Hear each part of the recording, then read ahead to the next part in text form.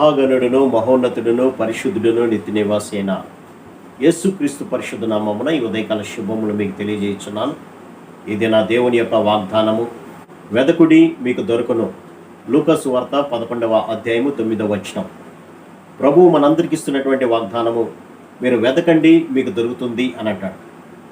ఏమి వెదకాలి అని కనుక ఆలోచన చేస్తే చాలామంది ఇహలోక సంబంధమైన తాత్కాలికమైనటువంటి తన యొక్క శరీరానికి సుఖము సంతోషము ఇచ్చేటువంటి వాటిని వెతుకుతూనే ఉంటారు పిల్లల.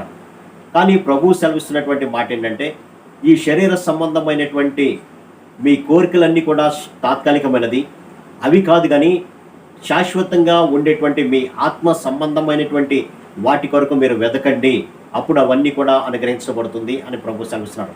అంతేకాకుండా ప్రభు మాట్లాడుతూ, మొదట నా రాజ్యాన్ని నా నీతిని వెతకండి, అప్పుడు శరీర సంబంధంగా మీకు ఏమి కావలసి ఉన్నదో అవన్నీ కూడా నేను అనుగ్రహిస్తాను అని ప్రభు వాగ్దానం చేస్తున్నారు ప్రియులారా. కాబట్టి మనము ఇహలోక సంబంధమైన వాటి కొరకు వెతకటం కాదు, కానీ ఆయన రాజ్యాన్ని వెతికేటువంటి వారిగా ఉండాలి.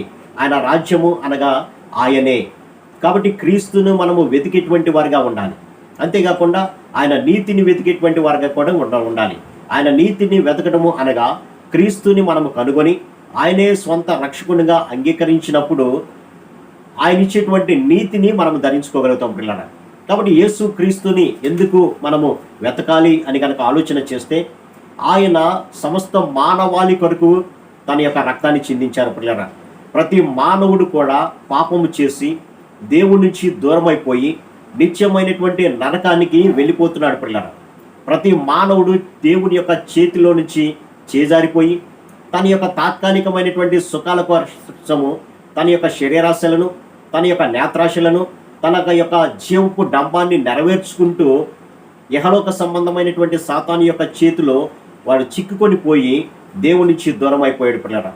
దేవుని యొక్క పవిత్రతను, దేవుని యొక్క ఆశీర్వాదాలను పోగొట్టుకున్నటువంటి స్థితిలో ఉండి ప్రతి మానవుడు కూడా తన యొక్క పాపము చేత మలినమైపోయి నిత్యమైనటువంటి నరకానికి వెళ్తున్నాడు పిల్లట. అటువంటి నరకానికి వెళ్ళేటువంటి వాడిని ఆ నరకం నుంచి తప్పించాలి అనేటువంటి ఆలోచనతో ప్రభు ఈ లోకానికి వచ్చి తన యొక్క రక్తాన్ని చిందించడం ద్వారా సమస్త మానవాళి యొక్క పాపాన్ని తీసివేశాడు పిల్లడ. ఎప్పుడైతే పాపాన్ని తీసివేశాడో, దేవుడు పరిశుద్ధుడి గనక తన పోలికలో తన స్వరూపంలో చేయబడినటువంటి మానవుడు కూడా పరిశుద్ధంగా మార్చేటువంటి ఆధిక్యతను ప్రభు మనందరికి ఇస్తున్నాడు పిల్లడ. కాబట్టి నేను కూడా పరిశుద్ధంగా జీవించాలి, ఆ నిత్యమైనటువంటి నరక వేదన నుంచి నేను తప్పించబడాలి, ప్రభువు నన్ను క్షమించి నాకు ఆయన రక్షణను దయచేసి ఆయన యొక్క నిత్య రాజ్యంలో నేను కూడా చేరాలి అనేటువంటి ఆశ ఎవరికైతే ఉంటుందో వారే దేవుణ్ణి వెతికేటువంటి స్థితిలో ఉంటారు పిల్లల.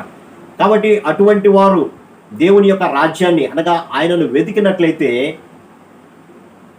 నేను దొరుకుతాను మీకు అని అంటాడు. అందుకనే ఆయన సమీపంగా ఉండగానే మీరు ఆయనను వేడుకొనుడి అని అంటాడు. ఆయన దొరికే సమయంలోనే మనము ఆయనను వెతకాలి అని అంటాడు. ఎప్పుడు దొరుకుతాడు అంటే ఆయన రెండవ రాకడ వరకు కూడా దొరుకుతూనే ఉంటాడు పిల్లల. కానీ ఆ రెండవ రాకడ ఎప్పుడు వస్తుందో తెలియదు, కాబట్టి నేడే మిక్కిలి అనుకూలమైనటువంటి సమయము అని అంటాడు. కాబట్టి మన యొక్క ప్రతి పాపము కూడా కడగబడాలంటే, మన ప్రతి పాపము నుంచి మనం విడుదల పొంది ఆయన రాజ్యమైనటువంటి శాంతి సమాధానము సంతోషకరమైనటువంటి రాజ్యంలో మనం చేరాలి అని అంటే మనం చేయాల్సినటువంటి పని ఆయనను వెతికేటువంటి వారిగా ఉండాలి. మనము మన యొక్క ఆత్మతో సత్యముతో ఆయనను కనుగొనాలని ఎప్పుడైతే వెతుకుతూ ఉంటామో ఆయన మనకు సమీపముగా ఉండేటువంటి దేవుడుగా ఉంటున్నాడు, మనకు దొరికేటువంటి దేవుడుగా ఉంటున్నాడు పిల్లరా. కాబట్టి ప్రతి ఒక్కరు కూడా ఆయనను వెతికేటువంటి స్థితిలో ఉండాలి. ఎందుకంటే వారు నిత్యమైనటువంటి వేదనకరమైనటువంటి స్థితిలోకి వెళ్లకుండా ఉండటం కొరకు పిల్లరా.